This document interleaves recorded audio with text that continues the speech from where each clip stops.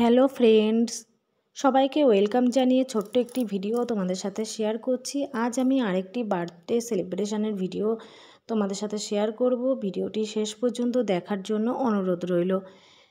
24শে জুলাই ছিল আমার মেয়ের বার্থডে, আর 25শে জুলাই হচ্ছে আমার হাজব্যান্ডের বার্থডে। বাবা আর মেয়ের জন্ম তারিখটা পাশাপাশি।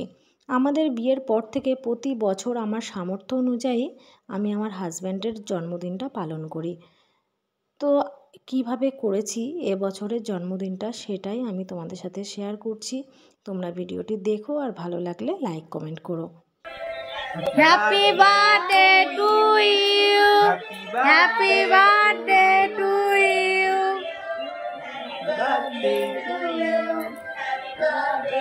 বস এটা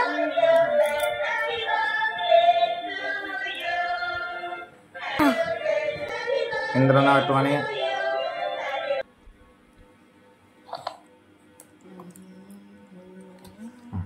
লেগেছে মা?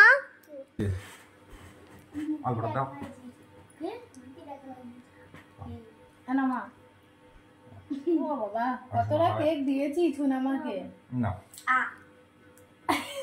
না কাটো দাও। ভালো লেগেছে মা? তারপর ভাগে ভাগে আমি একটু রান্না করেছিলাম। তো যেহেতু মেয়ের জন্মদিনে অনেক রকম রান্না করেছি, সেহেতু পরের দিন আর ততটা এনার্জি থাকে না যে বেশি ভাগে রান্না করব।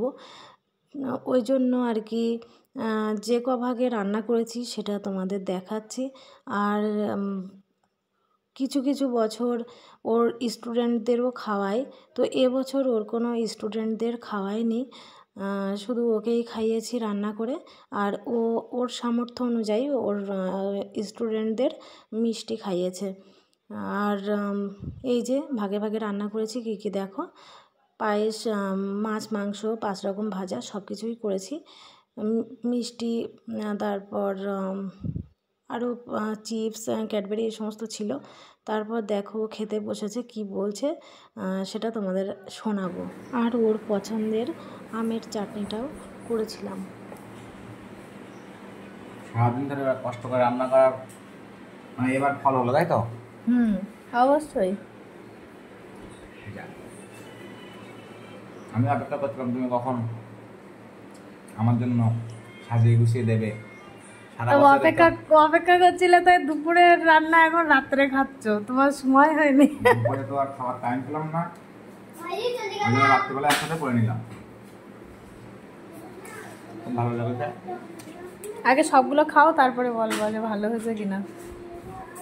দেখো তোমরা শুনতেই পেলে, দুপুরের খাওয়া রাতে খাচ্ছে। আমি দুপুর থেকে বসে আছি রান্না বান্না করে, আরও রাতে খাচ্ছে। সারাদিন সময় পাইনি, কি করব। আমি তো ওয়েট করেই ছিলাম। কেমন হয়েছে সেটা তো বলো। আগে সবগুলো খাবে তারপরে না বলবো। রান্না দেখতে হবে কেন আর কারোর বউ বানাতে পারে না? আমি তো খাওয়ার পর হাতে রান্না খাই না।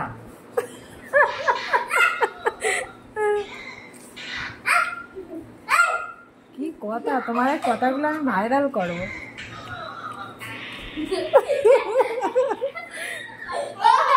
এত ভালো লাগছে যে অন্য কিছুতে হাত দেওয়ার সময় পাচ্ছে না। ডাল দিয়ে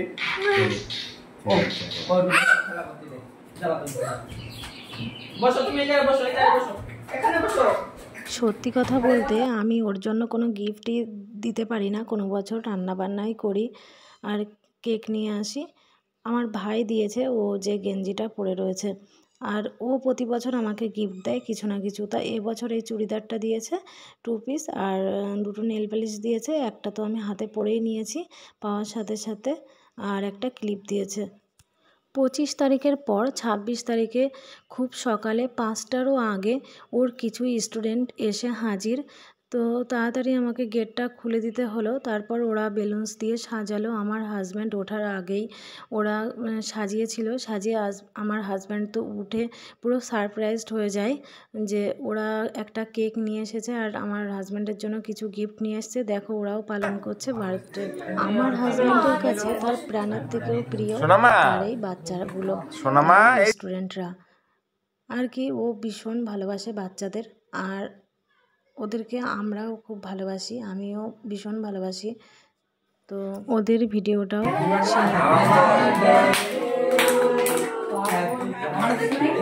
ফাটে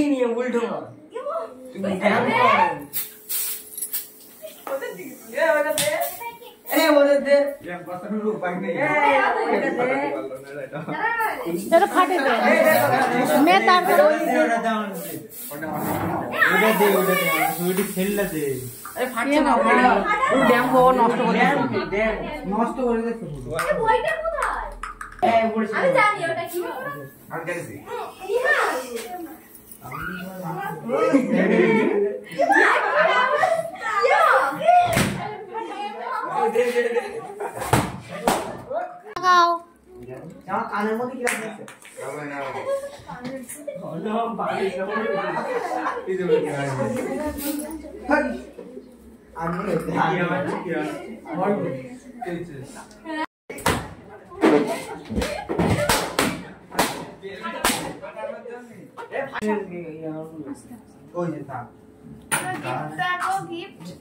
তোমরা গিফট কি জন্য নিয়ে এসছো? তোমরা মানে সুন্দর একটা গিফটের কি দরকার ছিল?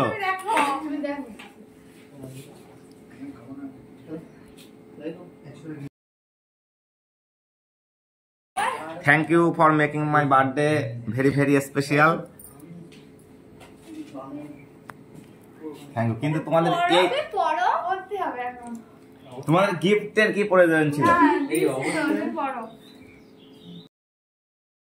দেখতেই পাচ্ছ সবাই বাচ্চাগুলোর কত আবদার আর কত ভালোবাসে ওরা আর কি ওদের দাদাকে। তো এরকম আরও বাচ্চা আছে যারা সবাই হচ্ছে আমার হাজব্যান্ডের অক্সিজেন। তো কেমন লাগলো ভিডিওটি সবাই একটু কমেন্ট করে জানাবে, আর শেষ পর্যন্ত ভিডিওটি দেখার জন্য অসংখ্য ধন্যবাদ।